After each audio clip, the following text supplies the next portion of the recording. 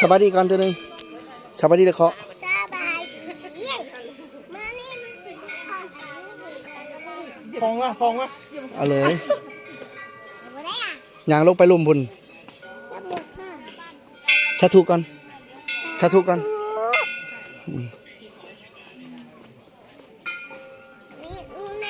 เอาบอกอู้มาได้อีป้าถ่ายวิดีโออยู่แม่บ่ถึงอ่ะลูกก็ยื่นให้มันถึงลงไปลุ่มบุญจึงถึงแห้งแห้งแห้งแห้งลุงยางไปบ่นี่ยามถนัดปลาไว้หอยไว้ไหมลูกเอาเมตุพันจิมาตีเลยนี่ลูกก็ลงมายืนอยู่นี่แล้วก็สาธุเลยนี่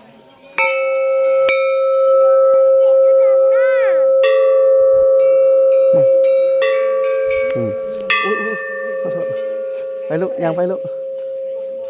ยุกกระโดดเอสเท่าไหร่เท่าเรียบร้อยซะเท่านี้ล่ะเคาะลูกเคาะ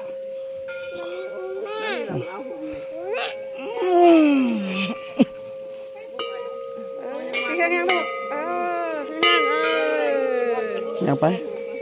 ลงมาดิเอาให้เพื่อนไว้สาธุไว้ลูกถูกงามๆเลยลูก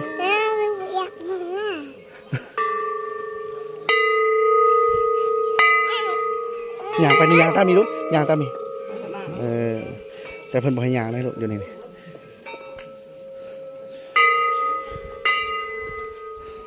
ลงมาดิ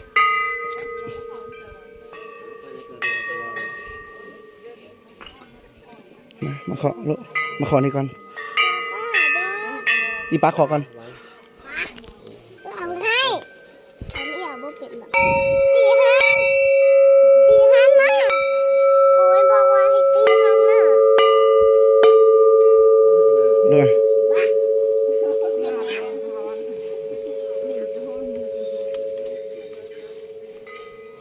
ไปลูกยางไปลูกยางมาลูกน้ำหวานยางมา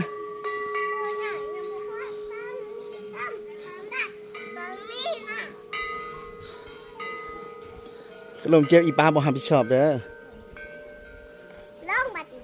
ลงอีกวะ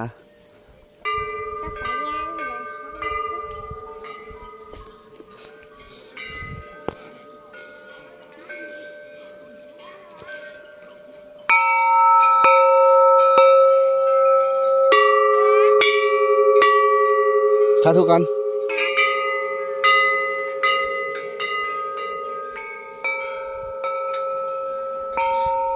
หอยเมี่ยนมันหอยเมี่ยน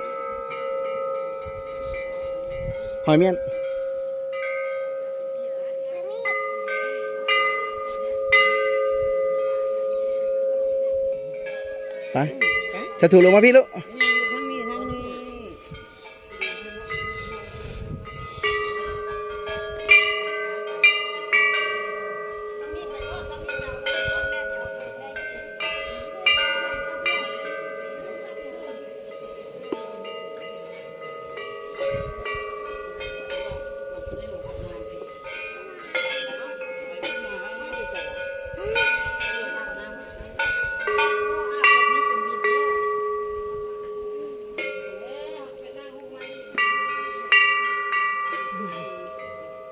เก็บเด้อ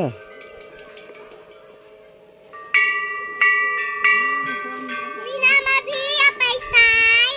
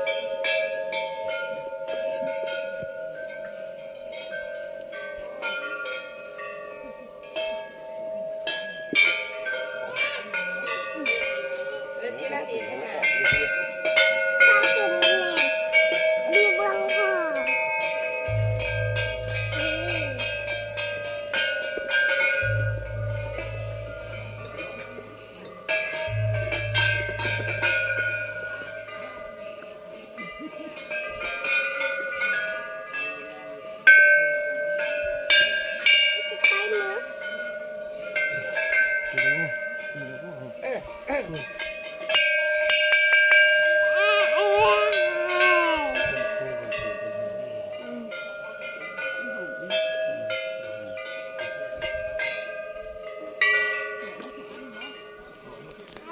ย่างไปก่อน